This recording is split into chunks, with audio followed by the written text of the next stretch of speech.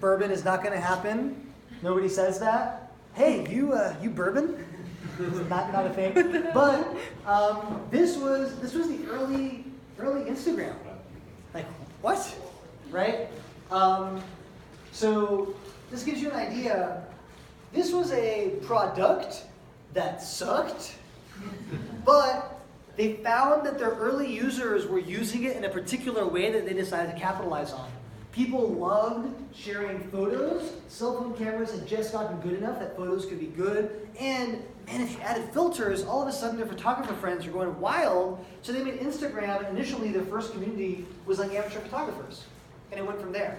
Now it's a social network. Back then it was just a place for amateur photographers to be like, look, I can make pretty photos with smartphones too. So they discovered by launching it that there was a target demographic they hadn't even considered that was using their app in a way they hadn't even thought of, and then because they were committed to continuing and building it for the users and not for themselves, they iterated on it to make those users happy, built Instagram, and now swimming pools of money. Even a website that hasn't materially changed, so this one, you can probably guess, Airbnb. Airbnb, I couldn't find an earlier screenshot, but Airbnb used to be called Air Bed and Breakfast, okay? And it was strictly to rent air mattresses. Like they had kind of like the almost right but slightly wrong idea. So they were like, oh, so we're gonna look for people who have like rooms in their homes, and we're gonna ask them to buy an air mattress and then list the air mattress on the website. So initially they thought that it was gonna be like a website for like booking air mattresses in people's homes, just Air Bed and Breakfast. And then they were like, that makes no sense, because people will post on the website and totally crash on couches and beds and even like their homes that are not in town. So like, let's not make it about air mattresses. And they iterated on it, made the users happy, and now it's Airbnb. They ditched the bed and breakfast because that was just like too descriptive, right? So can you imagine like Air Bed and Breakfast? And there's a famous set of emails that Paul Graham, the original founder of Y Combinator, released when he was trying to convince investors to invest in Airbnb. And they all declined. And they were all like, seems like too small of a market. Who really wants to rent like air mattresses in people's bed, like living rooms? That's not a thing. So, you know, again, everyone tells you you're crazy. Sometimes you're not crazy. You're about to build $1 billion company. Most times everyone tells you you're crazy. You are crazy. But the big thing about these people is that unlike most of you, they launched the darn thing. And that's so critical, it cannot be stressed. It cannot be overstressed. In fact, the best way that you build the skill set to eventually make something that people really want is to first launch things that people don't. Have your expectations shattered. Get slapped in the face by the harsh reality that no one cares about what you're building, and then learn about how to do a better job of building things people care about. So, that's essentially how a project goes from a product. It gets launched, and then you shift focus from the user and try to make people happy and get more people using it. And be real with yourselves. Like, I have 100 early beta testers, by which you mean like everyone in my fraternity signed up and they opened it once. It's not really like having users.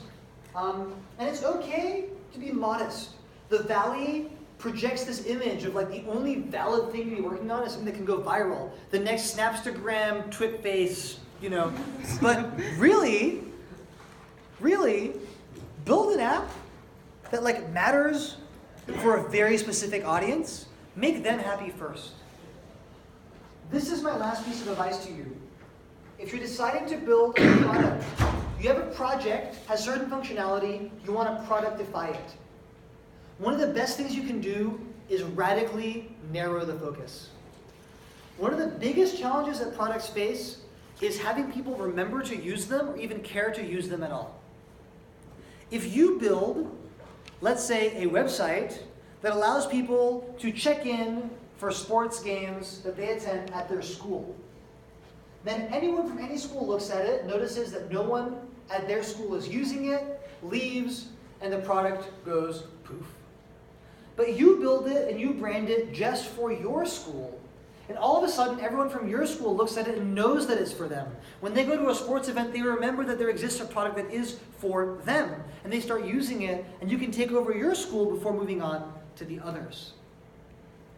That is my best advice for product, is that whenever you're thinking of an idea that you want to turn into a product that you want to launch, you want to have a real shot at getting people to use it, as an individual with no marketing budget, with no real power to compel the world to listen to what you're making, narrow the focus to a specific type of person.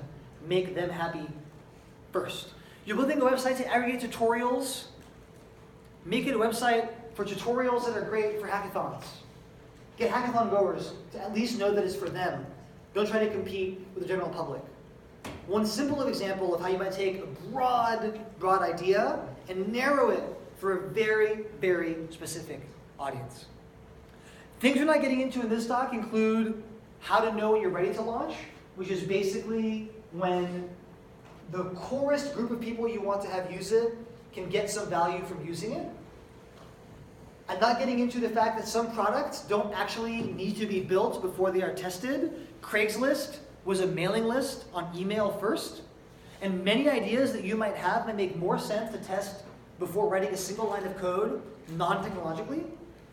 So this is another thing, is that you might be retrofitting the fact that you're at a hackathon, you're like, well, I must build the app first, when in reality, some business ideas, you might want to just build the fundamentals of the business first. If you're an app to match like charities with restaurants that have excess food to donate, well, should you first make an app that has pretty functionality that connects charities and restaurants? Or should you manually over email introduce 5 charities to 5 restaurants, facilitate the relationship, get them as early users so that when you launch the app, you're the first people on there using it, so the 6th charity that shows up can see that there's already people on there, right? So think of MVPs as thing that is embarrassing, but at least your core audience gets value.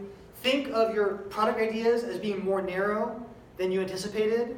And think that many things don't actually have to start with a line of code. They can start with manually getting the early users and validating that people even want what you are creating. If the city you are in has a regulation that does not allow restaurants to donate their excess food for food safety reasons, do you want to find that out after you've built your beautiful web app and spent hundreds of programmer hours on it? Or do you want to find that out after emailing them and discovering it on day 1? Okay? So this number of times that people go wrong like this is quite large, and that's my plea to you, is try to do things in the right order, where the first step, if it's a product, is to talk to that target user, figure out what they want, and build around that. Many of you had questions for me from my last talk, and this one as well. So instead of talking further, I want to ask if there's anyone in the audience who has a project or product idea they want to share that they're working on and excited about. And I totally won't shoot it down. I just want to give you ideas live on, based on what I've seen in many hackathons, how you could improve the project or maybe make the product have a better shot. Any takers? Go for it. I have a project idea for like a mobile app. So like the other day I was in a barber shop, it was really busy. Nobody knew which barber they were going to or whatever. So I went in an app that you can sign up for what barber you were going to do ahead of time, and also an app you can customize like what hairstyle you want, so you don't have to like specifically tell the barber what hairstyle. That is a really good idea, actually. Because your generation, our generation, I think would much prefer to be able to book a known barber from a mobile app and then select a hairstyle they want and be able to like show that, as opposed to describe and be like, well, I think I want like 1.5 inches off the top, I'm not sure. The challenge there again is going to be non-technological. It's going to be, who's your first barbershop that's like integrated with this? Is there a chain of barbershops you can convince one individual and get like dozens on board at the same time? How do you get that initial group of users? So there, you should go and actually talk to barbers. Because if they're not going to play ball, then it's not going to work. And find that first barbershop, or like find the first 5, they're like, yeah, I'll sign up for your platform. Which brings you to the next part about building a product. How many barbers do you know? 2, awesome. Tomorrow, during the day, you could visit 5 more barbershops. And you're not going to because you're at hackathon, but like on Monday, you totally could. Winners, people who actually succeed when they build their products, don't usually have inhibitions around just going out and like finding the people they need to find to make what they want to do happen. When we recruited our first cohort for our first summer program, I showed up uninvited on the campuses of high schools, did not get arrested, did not get shot, and asked to talk to or like found my way to the CS teacher's office, was like, hey, I have a summer program like nearby, can I give a 5-minute presentation to your students in your next class about it? And most teachers were like, yeah, you seem nice, like sure. And so, but most of you would have not thought it was acceptable to just like prance into an office of a school, right? So go talk to barbers, sign up your first 5 barbers, get them on board, build an MVP of technology that lets the customer book it, and then get some friends to start using it. It's a good idea. And it's one of those things I have not heard that idea before at hackathon, so congratulations. Yeah. One or two more? Yes. So I was thinking of an idea for this hackathon that would be essentially for products that exist, or maybe like just projects that have users. The users would provide feedback and be able to like upvote like an idea. So let's say users want new features, especially startups. Yeah. If users want new features, they would upvote features they liked, and then the product people would look at the. So it's like a feedback board as a service or something like that, like a Yeah. suggestion board as a service. Yeah. So like you would bill it to a startup, you'd say you should use this because it increases your customer engagement and gives them a voice or something like that, right? Sure. Yeah. So there again, the feature set is pretty obvious, but actually not. You want to talk to startups first about like what they would want this to look like, right? And you'll discover like, oh, users ask for pesky things that we can't deliver on sometimes. We want their feedback, but we don't always want them all to have the expectation that the top upvoted thing is like, oh, interesting. You're gonna get a lot of mixed thoughts on having that be public. There also are competitors in that space that does exist. So you might think about how you differentiate it. And sometimes there's subtle ways to differentiate, like just the easiest way to get set up for a startup. Like with one click, you have their startup name.yourwebsite.com.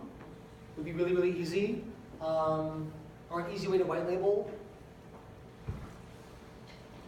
The other thing is, what is the minimum feature set you want? And that's probably like feature requests and upvoting, downvoting. But I would talk to startups, because maybe what they care more about is like bug reports. Maybe what they care more about is like product feedback, bug reports. It's not clear. Maybe they want both in the same platform. I would go talk to some of the smaller companies that are exhibiting here and be like, hey, what would you want? One thing that should be of inspiration to you is that a lot of companies use subreddits for this.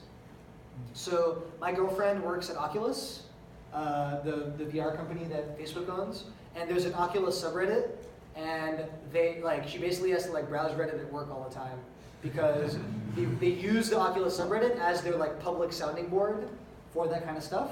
So you might want to find companies that have subreddits that they interact with and figure out what they would want to bring it in-house. All right, last one that I saw in the back there. So this is a project I've already been developing for about 2 months. Oh shit, 10 months. 2 months. 2 months, okay. 2 months. And I have about 40 active users through my organization.